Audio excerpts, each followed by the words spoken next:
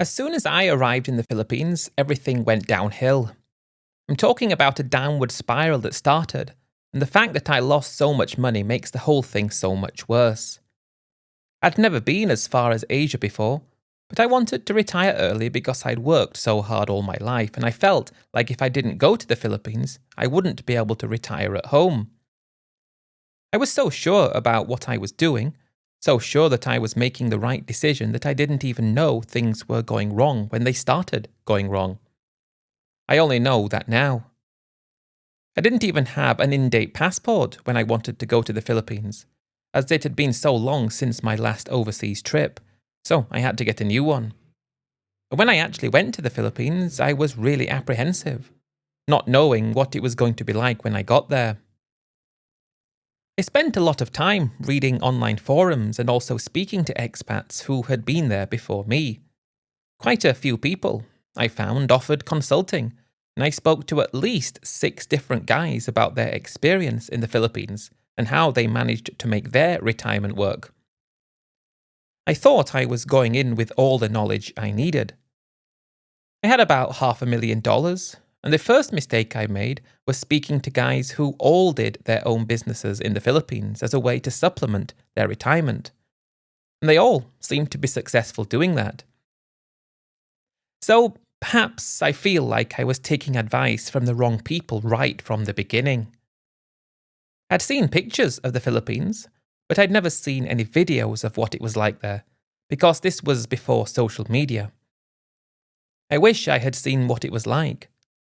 I think anyone wanting to retire there today would be able to make better decisions just by watching videos online. I was in the transition.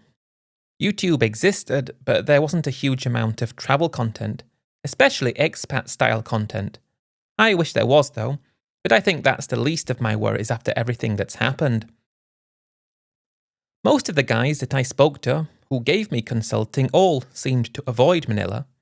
They all seemed to have different, varying opinions about it, but I wasn't about to dismiss the city just like that. So I spent a whole week there, getting orientated and just understanding what it was like to be in a country that was so different from back home and from everything I was used to. You can be prepared for certain things, such as the traffic, which is what everyone talked about, or how different things were. You can picture these differences, but you need to actually experience them for yourself to understand what they're like. But one thing that I did like was that in Manila, I felt like I'd made the right decision. Although it was still very early days and there was a long way to go, I couldn't believe that on my 3rd night there, I was just walking down P. Burgos Street in Makati, and I was approached by this 20-something Filipina, and we spent some time together. That was the introduction to the Philippines I needed. I'd been single since the age of 47 and I'd just turned 58. Maybe I just had a weakness for the girls. It was a shock being somewhere like Manila, but I was liking it and I was happy that I was there. The place that most of these people spoke about that I spoke to was an island called Cebu, which was to the south of Manila. I planned to go there, but I was going to go up to a town called Angeles City first, because I'd heard it was said to be wild there. I also had one of my family members who was based out of Clark and who had told me lots of wild stories about the things that he used to do there a long time ago. So part of me wanted to go and not necessarily relive what they were doing when they were there, but more like see if I could picture what it was like back then, and also just to loosen up a bit for the first time in what felt like forever. I always worked hard, saved hard, and because of that, I never really went on vacation very much. Never really went out to eat a meal, I'd always cook at home, and I just spent most of my time alone saving money. And I just wished that I was in an industry that paid better money than the industry I was in because it didn't feel like I had much to show for all my hard work. I mean, I still had my social security and pension to come, as well as my money, so that was something I could rely on after being in the Philippines for around 4 years. I had to make $500,000 last for 4 years. It should have lasted forever, so I never entertained the idea that it could go away so easily. I spent another week in Angeles City, and the description of it being a riot is exactly accurate. I went to a few of those streets that this family member of mine had been to, and he even had some old photos that he showed me, and you could see that it was kind of crafted from the same thing. But everything that was there before had gone and it was replaced by newer things. And while I had a good time there and went to experience as much of that side as possible, I also went to the cemetery to pay respects. I didn't really feel Angeles City in the way like I thought I would, given the descriptions of it. It was a bit too wild, and I was looking for peace and quiet. But I was glad I went, and from there I did go down to Cebu, which was the place that I was most interested in based on the things I'd spoken to about those guys that I'd taken advice from. One of them I was actually going to be meeting up with at his restaurant. I was looking forward to seeing what it was all about, because I really did want to get lost in the peace and tranquility of a beautiful location. And I also wanted to throw myself into something to keep myself occupied and busy, because I'd never just not done anything for my whole life. I wouldn't know what to do with myself if I didn't have something to do. So this was my reasoning behind that, and I couldn't wait to get to Cebu. I figure the first 2 weeks I was there, things didn't start to go downhill from there. They were just getting me ready for when that happened. But as soon as I got to Cebu, I really did like it there, and I felt like it was a place where I would feel most at home in the Philippines. I liked the fact that it wasn't as busy as Manila, it wasn't as rough as Angeles City, but it was still big enough to be interesting with a lot to explore.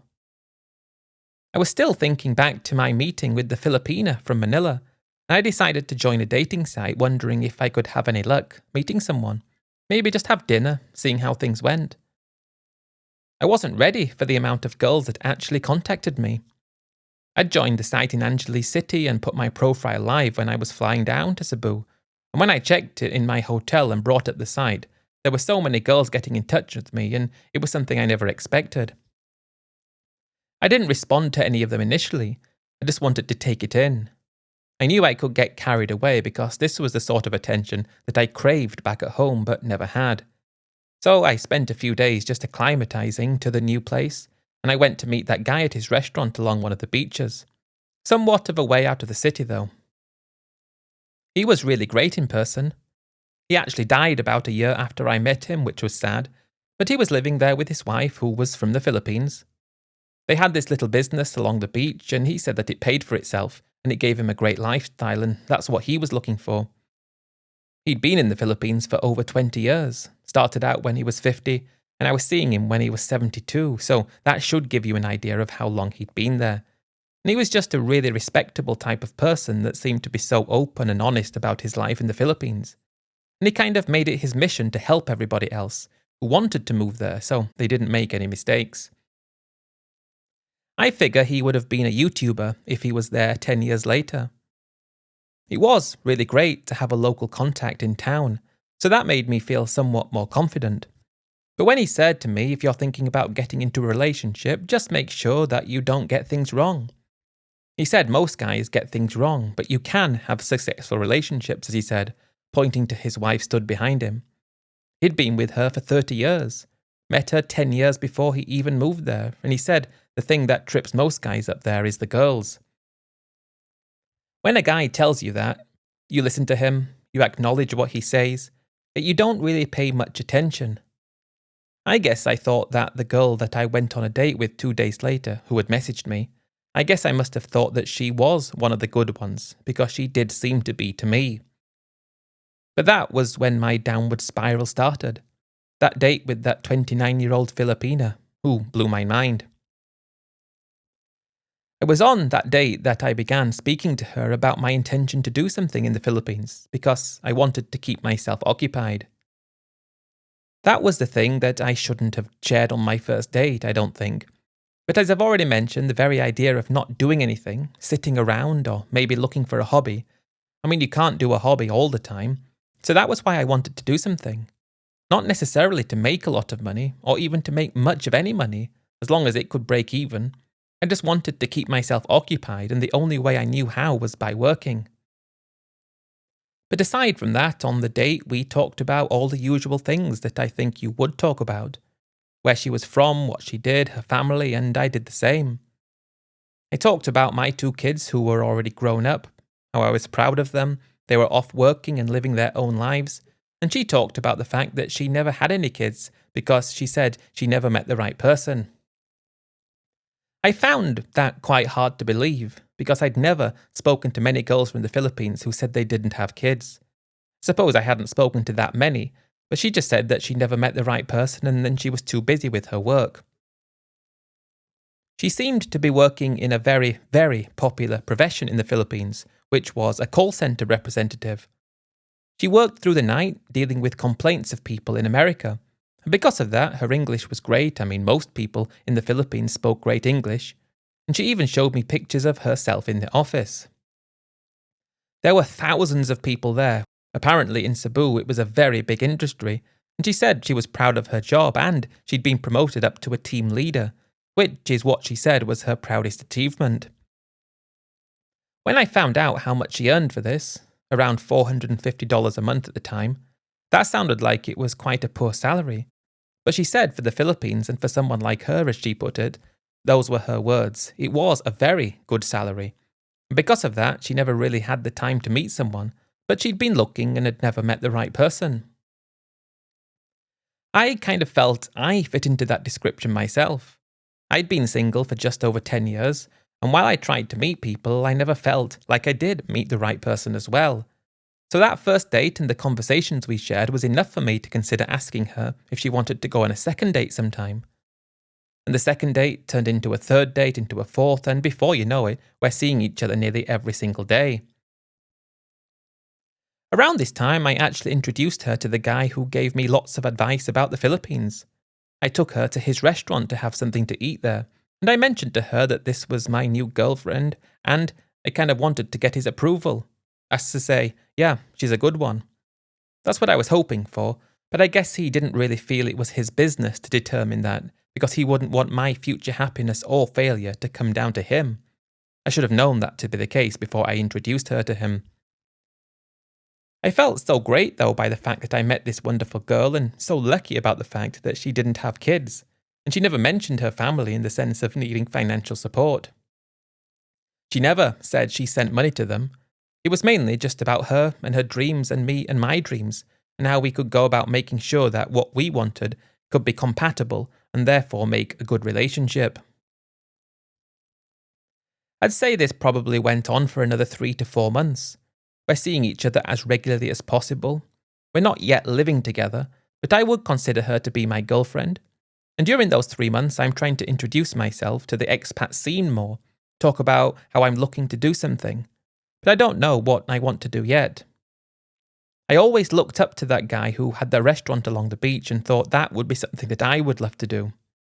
I didn't know anything about that business, but the more I was talking about it with her, the more she said that because she was from the Philippines, she knew about all kinds of things that were related to the law, how companies work, how businesses operate there. And because of that, she said if I ever did something, she'd love to help. When she said the word help to me, I never considered that meant anything other than help, as a friend, as a girlfriend, as a partner. I didn't think it meant help in the sense of herself to any of my things. But I guess that's one of the things that you don't pick up on when you're starting to feel like this person could be your new life partner. She was working. She was working all the time though. I went to meet her at that place where she worked, and I can categorically confirm that she did work there. And that made it difficult in some sense because she was working all night and then tired in the mornings, and the time we spent together was usually late afternoon and evenings. It wasn't an ideal situation, but it worked for us at the time, and at this point, she was usually coming back to my place. I'd rented an okay condo in the city which was close to her office, and occasionally I would go to her place as well, and it wasn't somewhere that I felt very comfortable with because it was quite basic, but she said that it was quite good for her, and many people lived in far worse conditions. I didn't even know what she meant by that because I'd never seen it. The fact she was okay with me going to her place, I was okay with her going to my place because that's where I felt most comfortable, but it wasn't a relationship that seemed to be one-sided.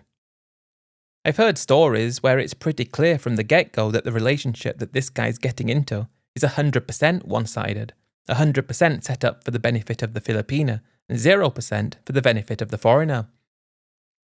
I thought that my relationship with her was different, because while I was paying for everything when we went out together, she wasn't wanting anything else from me in terms of financial assistance.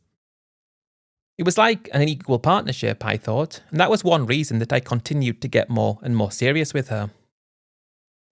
The reason I say that when I went to the Philippines, I kind of just went downhill straight away was because I think about things and look back at things, and it seems like it was just a setup phase, and I was falling further and further towards my ultimate demise.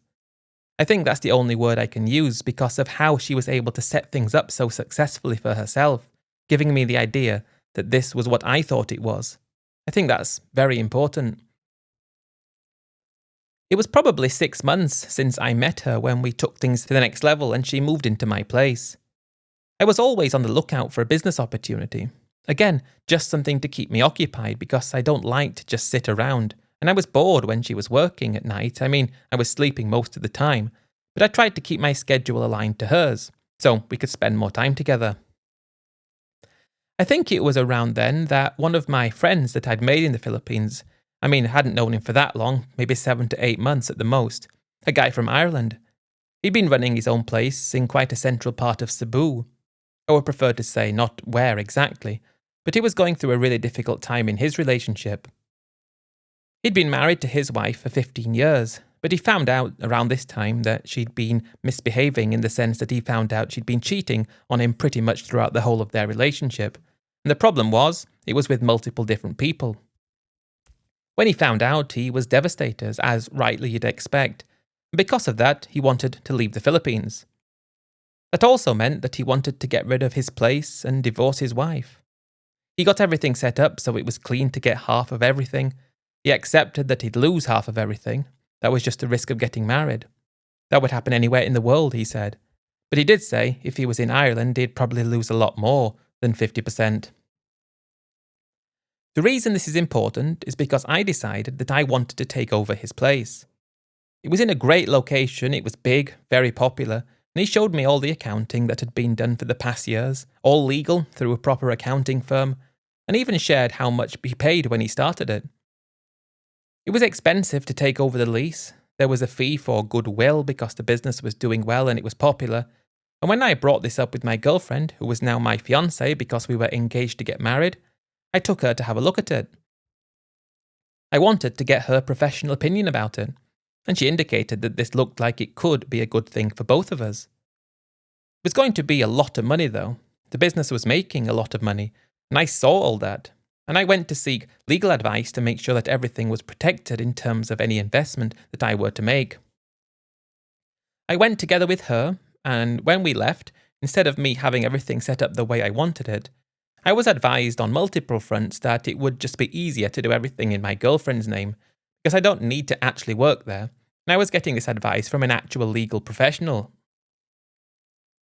The thing was, though, who introduced me to that law firm? She did. I didn't pick up on that. But I went for this straight away. $250,000 for the business, that's dollars. That included everything. It was popular, it brought in big money, it was a really good place. And I gave this to my friend. Everything was put in my girlfriend's name, she quits her job, and now we are business owners. Half of my money was gone, and this is the money I was living on until I got my pension and social security. But based on everything that I'd seen, this should make us a profit of around $5,000 to $6,000 a month. That's what it should have done. But in the first month, we lost $10,000, and it didn't make sense. My friend had already left the Philippines, and I called him and told him, "Did you scam me?" He said, "I didn't scam you. What are you talking about?" So how did we lose $10,000 in the first month? Everything you showed me showed we should have been making $5,000 to $6,000. I spent a lot of time there, and we were just as busy as it was when you were there. How is this possible? He just swore down absolutely would he never do that. He called me Bud, by the way, which was never a word I used, and I asked him again though, what's going on? I'm looking at everything that's come in and gone out the month, and we've lost $10,000. How is it that you made money? What's going on here? He's just saying that he wouldn't do that. He wasn't that sort of person. No way would he think of doing that to me because he wasn't that sort of person. He keeps saying that. The thing was, I didn't think he was that sort of person as well, and I'm talking to my girlfriend about it, saying I'm quite concerned about this because I thought we were just buying something that was a going concern. She just said it was teething problems for a new business, nothing to worry about, and she went through the books with me and said, yeah, it's going to get better soon. It was all in her name, so because of that, I just had to persevere. And I tried to take a bit of a back seat as well, and I wanted to be busy though, but also I didn't want to get in the way, which might cause things to get worse. I put $50,000 into this business in terms of cash, and that was in an account that I'd already managed to set up in the Philippines. And by month 3, it had all gone. All that money had gone. 250,000 investment, 50,000 that was meant to be there as a float, probably 30,000 just living since I arrived. It didn't ring true to me that this was even going to happen. I had to ask him again. I called up my friend on so many occasions saying, give me my money back, you scammed me. And he kept telling me he hadn't scammed me, but it was obvious he had. If I'd scam you, why would I be answering the phone, he kept saying. I kept telling that I need to send more money into the Philippines now. We're going to have to close the business if things don't work, and my girlfriend is getting worried about things. And we're about to get married, but we haven't because of this business concern. I just kept telling him, give me my money back, or I'm going to do anything I can to find you and get it back from you. I was getting so angry with him, so angry that he blatantly scammed me. He sold me this failing business and lied about all the accounting. I went back to the legal representative who I'd been using since we started, saying, is there any way I can try to recoup any money from the person who sold the business? They just said, absolutely no way, that's not going to happen. You bought it, you took the risk, and that's how it is. And again, that legal firm said to me, you're probably just better off investing a bit more money, weathering the storm, because things will eventually come right. They usually do, they said. So, because it did seem to be a genuine company offering this advice, I transferred in another 50,000, thinking everything is going to be put right. I'll make some money back, and one day I'll get revenge on my friend for scamming me. Then we had a problem with our location. It was quite big, no issues with the lease. That was all in place, but things started breaking down. Things needed repairing. It was always something going wrong. And I probably put in $20,000 just fixing things. At least I thought they were fixing things, and everything was added to the accounts. And also, we had a reasonable month. We broke even. And that didn't make any sense to me because we had the same amount of people as we had in there all the time. And then the month after that lost money. And all that, 50,000 that I transferred in, all that had gone as well, and it's like I'm cursed. My girlfriend is getting very stressed about things as well, saying she's trying so hard, everything is going wrong so most of the time, and I'm getting stressed because I'm putting all my money into this for something to keep me occupied and busy. And at this point in time, including other things I'd spent on, I only had $100,000 left, and I was still not even close to my social security. I didn't want to think that I'd just lost all this money. It didn't make sense to me what was happening. And at that point, I called my friend and told him, I'm going to do everything I can to get my money back from you. I'm going to do anything I can. You ruined my life. I can't believe you did this to me. You didn't tell me your business was failing as badly as it was. I've only got $100,000 left and I started with $500,000. How have you done this to me? You've completely ruined my life. I was so angry with him, so furious with him, to the point that it was lucky that he wasn't in front of me. But he kept trying to reassure me, as ridiculous as it sounds, to stop being stupid. I've not done anything to you. At the same time, my girlfriend can see how stressed I am about things, and she's stressed as well. But she's also extremely loving, also extremely caring, saying we'll get through this together. Don't worry about it. I'll always love you. I'll always look after you. This is going to be good for both of us. She said, I promise I will always be there.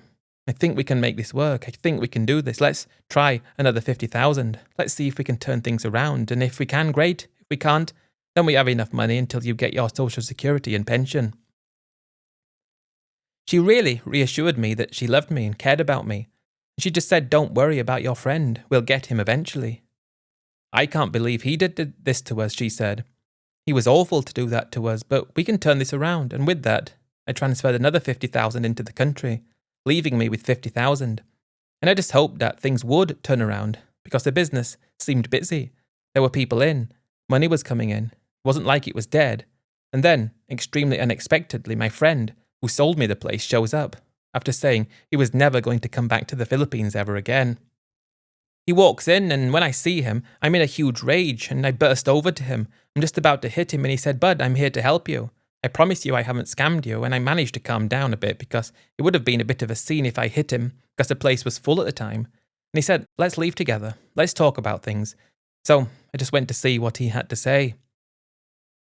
I didn't even register the look of horror on my girlfriend's face when he was there, and I just thought it was a look of disgust that this person who had scammed us, as I still thought at the time, was there to rub salt in both our wounds. At this point, I was down to my last 50,000. We'd lost half of it already in about 3 months. That was when he showed up. I called him again twice after that moment when I told him I'd do anything to find him, and he didn't say he was going to come to the Philippines again. And it did make me think, why was he here? When I calmed down, though, after the initial shock of seeing him, it was quite strange. And then when we're sitting down talking about things, he's saying, there's absolutely no way your business should be losing money. There is no way it should be doing that.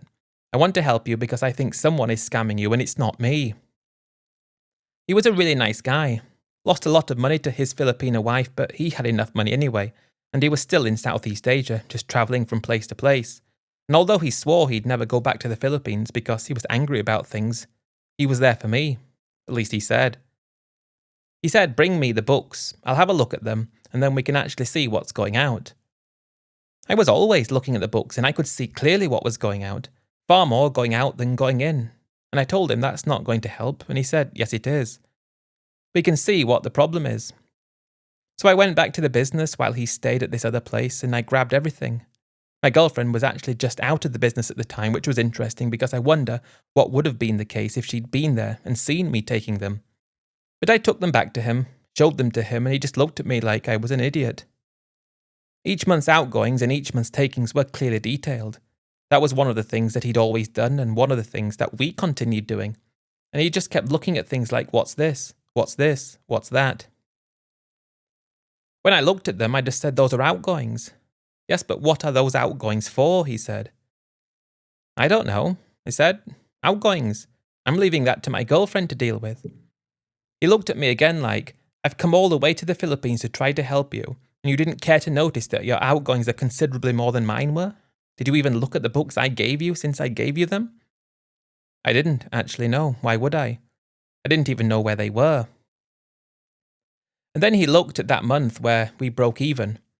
Don't you think it's funny that the takings were quite similar to the month before and the month after? But what are all these outgoings here?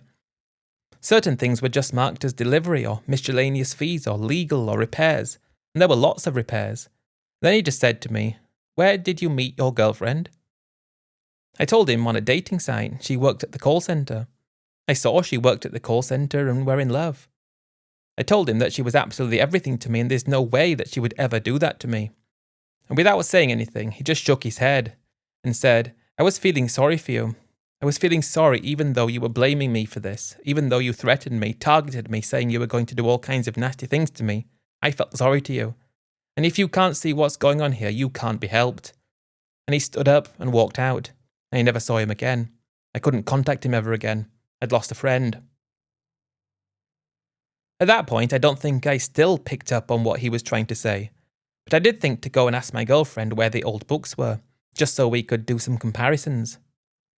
It was her reaction to that made me think that I was pinning the blame on the wrong person all along. What do you want those for? She said when I asked for them. I just want to compare them. I want to see, what they're like now compared to before. We don't have them anymore because we started again. We got rid of those old ones and we're using new ones instead. And I said, okay, but again, that was, I think, the time when I started to think that I was in love with someone who was perhaps not doing anything with my interests here. I then opened some of the books and she said, why did you have those? Those are for the business. It's my business and I deal with this.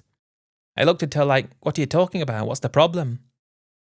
She tried to snatch them away from me. Literally tried to grab them in front of everyone in the place that was there, shouting, give me those aren't yours. And then I said, well, what about all these entries here as outgoings? It's coming out of my money. What's all this? And she just said all those things that we needed to pay for. It's a very difficult business. And then I think that was the moment when I just thought, F me, it wasn't my friend all along, it was her. I was so in love with her. I was so focused on the relationship I was in with her. I was so one-sided in my belief that there was no way she would do anything like that. I didn't even think for a second that she would have done something like that. The thought hadn't crossed my mind. But when my friend looked at me, walked out the way he did, shaking his head as if I was a lost cause. I didn't even pick up on it then. It was only her actions when I actually raised these things to her, which I did so innocently, which made me think that I finally knew the truth. I looked at her after she did that and said, "Was any of this ever true? Was any of this real between us, or what's going on here?" And she said, "I don't know what you're talking about. Give me back those right now and let me run the business. I'm tired, I'm busy, and things are not going great." I just needed to hear her say something, though. I just needed the confirmation that this was really the case because I didn't want it to be. So when she refused to say anything, I said, "I'll give you them back soon." So I went and take copies of them, gave them back, and went to that legal firm that had helped us, and they just said everything looks in order. I mean, she's the business owner, so we would need to speak to her, really. I then went and found my own over the next few days, and my worst fears were confirmed. It appeared that this legal firm was being paid by her, and therefore it was working for her and didn't have any obligation towards me whatsoever. She'd been taking all the money. I mean, a huge portion of the money of the outgoings for herself. And the problem was, it was her business. The money there was for her to use for the business, and she's played me and there's nothing I can do about it. If I tried to do anything about it, she can just say I was working illegally in the Philippines, which I suppose I was in a sense, because I didn't want to be any part in terms of forming an actual company or getting authorization to work. I just wanted to be in the background, keep myself occupied, and have a good time with my wife.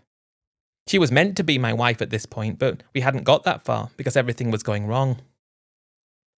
I went back to the business. She was there. I told her I know the truth. Why did you do this to me? But she wouldn't admit it. She refused to admit it. But I did manage to salvage 25,000 out of that last 50, and I left Cebu so dejected that not only had I lost so much money, I'd lost it to someone that I loved so much and who I wanted to be my wife and spend the rest of my life with. She didn't do anything illegal technically, because things were done through her. The money was hers to use as she pleased. So if she wanted to pay, for example, $3,000 for advice on how to run the business properly, if she wanted to do that every month for 3 months, she was free to do that. Who knew if she was actually using the money for that? Of course she didn't. I didn't even look at things like that. I mean, I looked at the books and saw outgoings, and I didn't even think that there would be anything in there that wasn't real. Because of that, it just didn't click with me that it was possible. So that was how everything went wrong for me in the Philippines. It was devastation. It was hell to watch my money go so quickly to someone that I loved. I don't even know if she's running the business, but it was making a profit when we took it over, and it should have been when we did. I didn't even stop to think that it was her. I pinned the blame on my friend, and I want to be able to apologize to him, but I just have never been able to get back in touch.